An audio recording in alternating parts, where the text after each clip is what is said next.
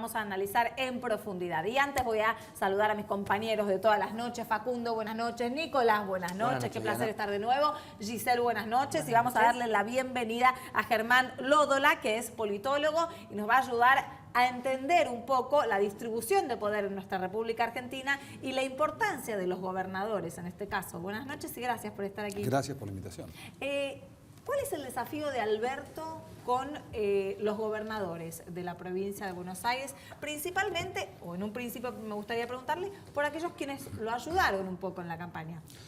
Yo creo que el desafío de Alberto Fernández, en realidad del gobierno, es medio obvio, digamos, diría yo, que es mantener la unidad del peronismo.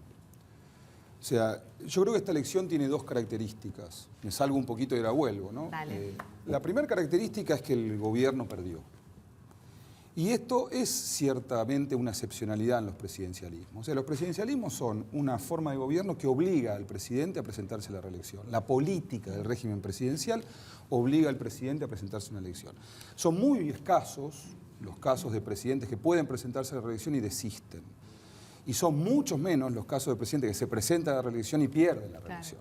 ¿Sí? Tenemos un caso en República Dominicana en los 2000 y no tenemos más nada. Un caso muy particular de un presidente que reformó la Constitución para poderse reelegir y después perdió la reelección. Perdón, ¿y Bush en Estados Unidos, que fue único en la historia? Sí, bueno, es un caso más particular del caso americano, que tiene un sistema electoral mayoritario, sí, y esto permitiría en todo caso eso. Pero digo, me parece que el primer dato de las elecciones es que el gobierno intentó reelegir si no lo logró. Y la pregunta es ¿por qué no lo logró? Y yo creo que hay dos tipos de respuestas ahí, ¿no? La primera respuesta es por problemas del gobierno y la segunda respuesta es por la unidad del peronismo. Claro. ¿Sí? Entonces, digamos, bueno, Giselle constantemente dice, ganaron porque se unió el peronismo entero, porque lograron unir a Massa, porque lograron unir a aquellos gobernadores del país, ¿no? Siempre decís bueno, eso. Massa había sacado en 2015 4 millones de votos. Correcto. Y Mauricio, la diferencia entre Alberto y Macri en las PASO fue de 4, que después achicó a 2 millones. Correcto. O sea que evidentemente, pese a la crisis, la unidad del peronismo fue la que hizo que... Exacto, yo diría, hay ahí dos planos, claro, ¿no? Digamos, del plano del gobierno, el gobierno tuvo dos elementos que lo perjudican mucho en esta elección. El primer elemento es una muy mala gestión de la macroeconomía, claro, y de las finanzas públicas, esa es la primera razón. La segunda razón es que el modelo económico del gobierno concentra los costos del modelo geográfica, sectorial y en términos de clase, ¿en dónde? En la tercera sección del conurbano bonaerense. O sea, el modelo macroeconómico del gobierno es un modelo de primarización de la economía, apertura de importaciones. Esto le pega de lleno al cordón de bienes transables de la tercera sección electoral. Entonces, la misma política económica del gobierno genera, sutura la fractura del voto peronista que le permitió a Macri ganar en el 2015 y le permitió a Cambiemos convalidar en el 2017. Es decir, ¿qué estoy tratando de decir? El mundo del trabajo está fracturado en Argentina, entre los trabajadores del sector formal de la economía y los trabajadores informales de la economía. El peronismo, históricamente, ese electorado lo unió. Era el obrero industrial, y trabajador informal casi no existía en la economía argentina. Bueno, lo que sucedió en el triunfo de Macri del 2015 y el 2017 es que esa fractura del mundo del trabajo, o sea, las preocupaciones de un trabajador informal son muy diferentes a las de un afiliado al SUTER, por decir un sindicato, ¿no? Las necesidades de ambos son muy diferentes. Eso estaba partido. La mala gestión económica del gobierno y la concentración de los costos justamente en el cordón industrial hace que esa fractura del voto peronista se suture. ¿Sí? Ahora, tenés sutura en la sociedad del voto y también tenés sutura por arriba de las élites que estaban divididas. Entonces la pregunta es ¿por qué las élites peronistas se unen cuando estaban divididas? La crisis económica hace que se unan. Claro. ¿Sí? O sea, la pulsión para ir incentivos en contra de la separación está dado porque los mismos votantes, la situación económica los lleva a juntarse. Esos votantes son diferentes. El votante más informal es el votante típico de Unidad Ciudadana, digamos, de Cristina. Claro. Y luego tenés el votante más clase media baja, que es el votante de Massa.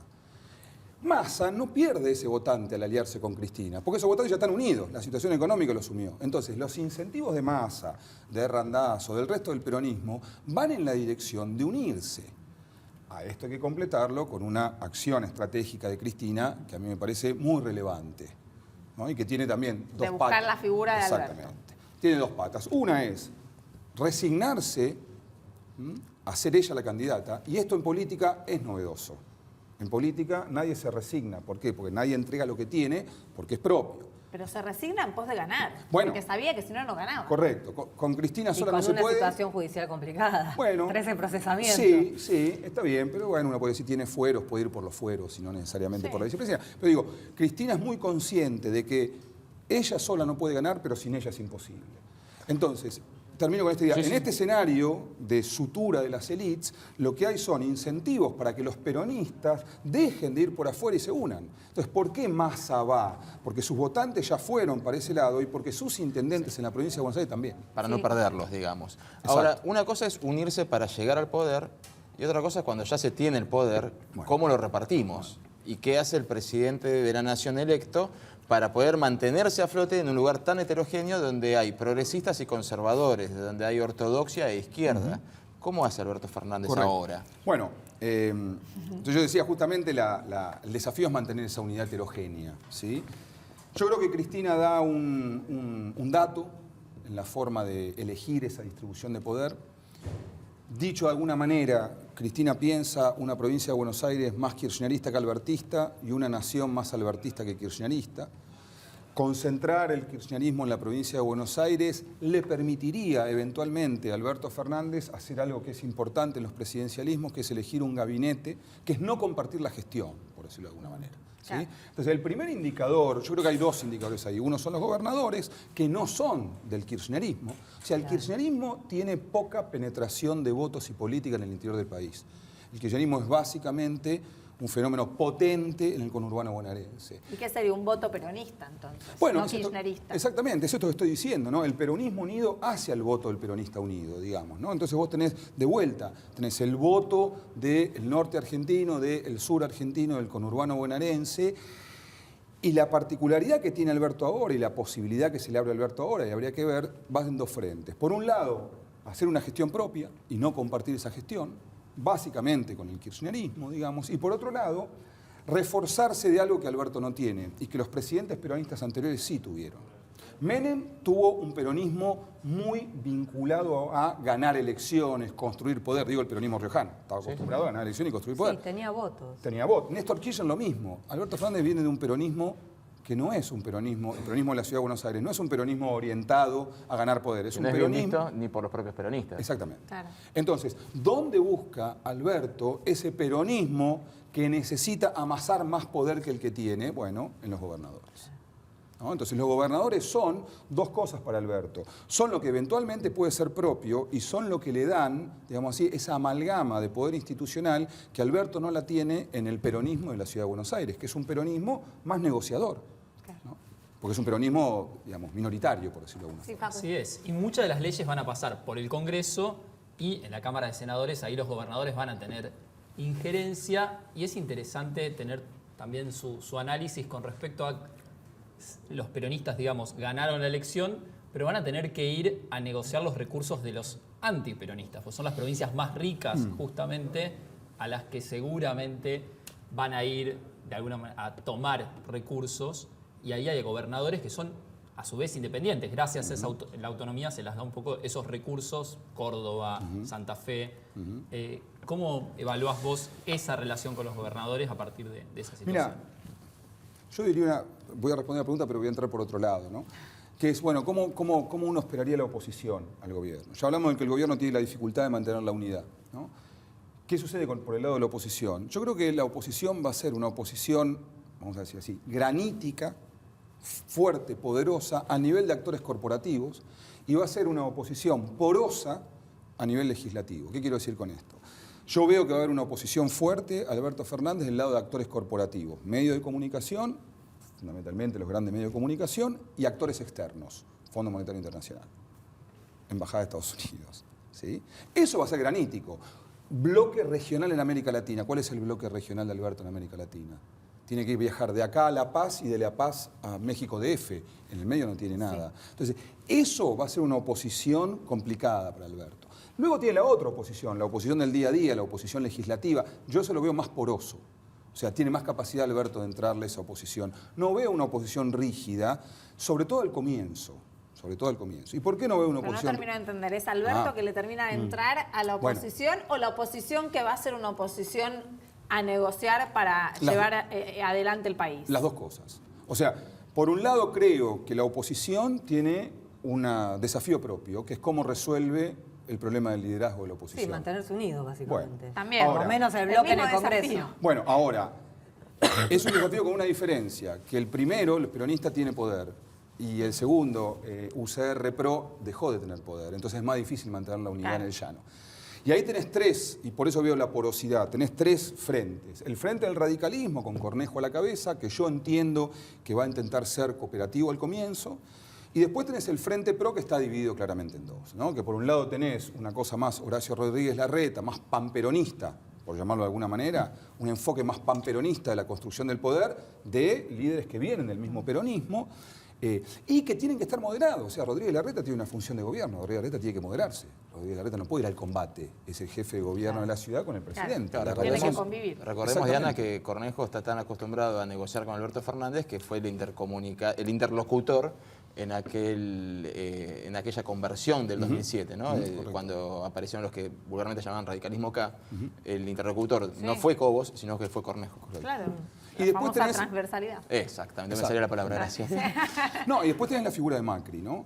Que es una figura que sin la presidencia pocos les daban espacio para disputar poder. Y hay que decirlo, digamos, el último mes y medio de Macri es un mes y medio de un Macri muy extraño, de un Macri que no conocíamos, ¿no? Macri no es un político de la calle, el PRO no es un partido de la calle, el PRO es un partido de salón, digamos, en el mejor de los casos de gimnasio techado, digamos, pero no es un partido de ganarse la calle. Macri, yendo a ganarse la calle, pone poder en la mesa de negociación. Ahora, Macri no está en condiciones de decirle a Cornejo lo que tiene que hacer o a Horacio Rodríguez Larreta lo que tiene que hacer. Entonces, esa porosidad que tiene que ver con la transición del liderazgo dentro del PRO, creo que puede ser beneficiosa para el peronismo si logra, como sugerías vos, entrarle de alguna manera y fomentar cierta división dentro de eso, de ese espacio que yo creo que no va a terminar siendo un solo espacio, va a terminar siendo más de un espacio. Ahora, lo que vos decís es que Macri no va a quedar como líder entonces de Juntos por el Cambio o de la oposición. Digo que Macri va a tener que pelear ese liderazgo y es el que menos tiene para pelear el liderazgo, porque Horacio Rodríguez Larreta tiene el distrito más importante de Argentina, el radicalismo tiene presencia territorial y 2 provincias, y Macri tiene una calle que no conoce, pero que le agarró el gustito, por ahí va por ese lado. Claro. Giselle. Volviendo al tema de los gobernadores. Sí. En el gobierno dicen que son injustos, o que fueron injustos, porque cuando dicen que no hubo federalismo. ¿Es verdad que con Macri hubo más federalismo que con Cristina? Los gobernadores, muy pocos tienen rojo déficit fiscal, digamos, sanearon sus cuentas. Sin embargo, bueno, a la hora, por supuesto, de apoyar, salvo Schiaretti, ¿no? Después se vio el resultado, porque aunque se fueron con Alberto, el votante, ¿no? A Bordet, a Santa Fe, en Santa Fe, a Schiaretti y todo, le dijeron, bueno, pero no, votamos Sí. en... Yo creo que uno puede decir que hay como 2 tipos de provincias, políticamente hablando, hoy en Argentina. Una es las provincias de la Pampa Húmeda, ¿sí? Y otras son las provincias del norte y las provincias del sur. El mapa de Argentina nos sorprende. El mapa de Argentina es el mapa de Argentina electoral. Es el reflejo de una puja distributiva, de un conflicto distributivo en Argentina. Entre las provincias centrales, orientadas al mercado externo, y las provincias periféricas, muy dependientes de los recursos que vayan del gobierno central, ¿sí? El kirchnerismo tuvo una relación con los gobernadores particular, sobre todo con los gobernadores de provincias poderosas.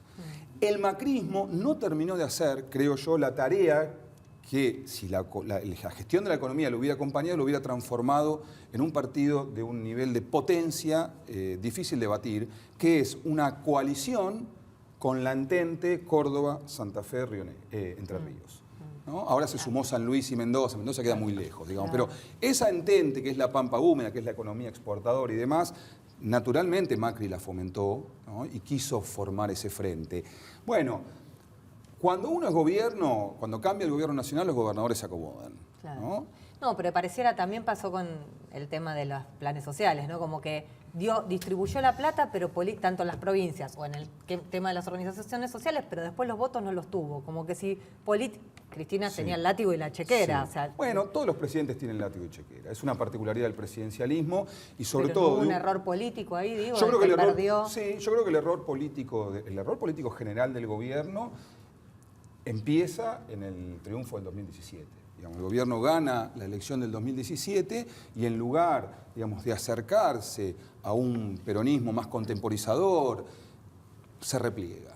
Claro. Y el momento que Macri tiene de abrir de nuevo es cuando cambia su gabinete en el medio de la crisis y se vuelve a replegar. Entonces ahí está, creo yo, el problema que el gobierno no vio. El gobierno no vio que podría ser un frente con las provincias orientadas al mercado externo. Es gracioso porque justo hoy apareció una columna firmada por Sturzenegger en Estados Unidos que dice, sin dar nombres, se va a la misma fecha, dice, la economía argentina empezó a resquebrajarse el 28 de diciembre de 2017, o sea, justo después de las elecciones. Bueno, Sturzenegger lo pone porque es el día de la conferencia, ¿no? Claro. Y es el día que la política le dice al Banco Central lo que tiene que hacer. Marcos Peña. Sí, no quiso dar nombres, claro, pero era algo obvio. Eso es lo que... Yo lo veo de una manera un poquito diferente, que es la siguiente, la siguiente trayectoria. El gobierno es un gobierno desde el punto de vista de la gestión de la macroeconomía hasta el 2017 y post-2017. ¿Qué hace el gobierno? El gobierno lo que hace es, sabiendo que tiene la necesidad de ganar las elecciones de medio término, básicamente no toca el gasto fiscal. O sea, la idea de control del gasto, la idea de ajuste y demás, no, es la idea del gradualismo de Peña. La idea del gradualismo de Peña, vos tenés dos alternativas para financiarla. O la financiás con emisión monetaria o la financiás con deuda. Sturzenegger, en el Banco Central, no permitía la emisión monetaria, claro, entonces hubo que salir a tomar deuda. Entonces tuviste 1 año de deuda sin inversiones, 2 años de deuda sin inversiones, 3 años de deuda sin inversiones, y bueno, te quedaste, digamos, sin recursos para financiar la política. Entonces, para mí el error político del gobierno, que es un error, digamos, de gestión de la macroeconomía, es no haber financiado inflación con emisión. Ahora, pero vos mencionás recién que hubo un cambio de gabinete y después se replegó de vuelta para adentro. En ese sentido, cuando se repliega de vuelta el gobierno de Mauricio Macri, ¿quedó como muy acotado a las decisiones de Peña? Sí, bueno, ahí triunfa la heladura, ¿no? Es decir, ese repliegue del gobierno, no abrirle espacio al radicalismo en el gabinete, cuando el radicalismo estaba, ¿no?, bregando por 1 o 2 puestos y demás. Bueno, es cerrarse a la estrategia, digamos así, menos al voto duro, al núcleo duro del voto. Es dejar de lado, y ahí empiezan las fricciones con la parte peronista del PRO, ¿no? Como Ossó, por ejemplo, ¿no? Digamos, los problemas surgen cuando el gobierno decide cerrarse en una... Y olvidarse de la política. Y olvidarse un poco de la política. Sí, Facu. Hay 2 cosas. Una que mencionó con respecto a lo que fue, digamos, este cambio en la política económica y el error. ¿No existió también el riesgo a la pérdida o la no gobernabilidad en el inicio que de alguna manera obligó al gobierno a ir por el gradualismo para justamente lograr esa legitimidad en los votos en el medio término? Claro. No sé, no estoy seguro. Yo lo que creo es que el gobierno confió que iba a tener un frente económico más favorable, haciendo 2 o 3 cosas del gusto de los mercados, por llamarlo de alguna manera, ¿no? Y que fue resolver el problema de los holdouts rápidamente y por lo tanto volver a tener una línea de acceso al crédito externo. Y en segundo lugar, liberalizar la cuenta capital, ¿no? Levantar el cepo, básicamente, y sacar todos los amortiguadores que tenía la economía, que eran amortiguadores necesarios desde mi punto de vista, que había puesto la gestión de Axel Kicillof. Entre todos los amortiguadores que tenía la economía del kirchnerismo, del final del kirchnerismo, y la ausencia completa de amortiguadores que tenía la economía de Macri, está, no sé, la humanidad está en el medio. O sea, hay un montón de cosas que se pueden hacer. El gobierno confió en esta cuestión más de naturaleza gestual, diría yo, en un mundo que iba en contra de esa cuestión gestual. ¿Cuál era la cuestión gestual? Cierro con los mercados internacionales, resuelvo el problema de la deuda, libero la cuenta de capital y libero las retenciones. Entonces estoy dando señales al mercado de que Argentina salió de una macroeconomía controlada a una macroeconomía abierta. Ahora, eso lo hace Macri en un mundo que exportó ese año 1%, aumentaron las exportaciones del mundo. O sea, en un mundo cerrado. Entonces, ¿cuál era la confianza? Damos señal, vienen inversiones, el gradualismo, a llegar a las elecciones, lo financiamos con inversiones. Claro. Las inversiones no vinieron. La segunda forma de financiarlo era con emisión, no se puede porque dogmáticamente Federico Sturzenegger no estaba dispuesto, lo financiamos con deuda. Más deuda, claro. ¿No? Pero bueno, ahí me parece que el gobierno se encorsetó a sí mismo, ¿sí? Yo creo que tiene más que ver con esto que decías vos, ¿no? Abandonó la política por un dogmatismo económico que lo terminó encerrando. Bueno, te invito a quedarte en el próximo bloque. Bueno. Así, ahora estuvimos hablando de las cuestiones generales, pero vamos a ir de fondo en la provincia de Buenos Aires. ¿Te parece? Absolutamente. Vamos a un corte, enseguida regresamos.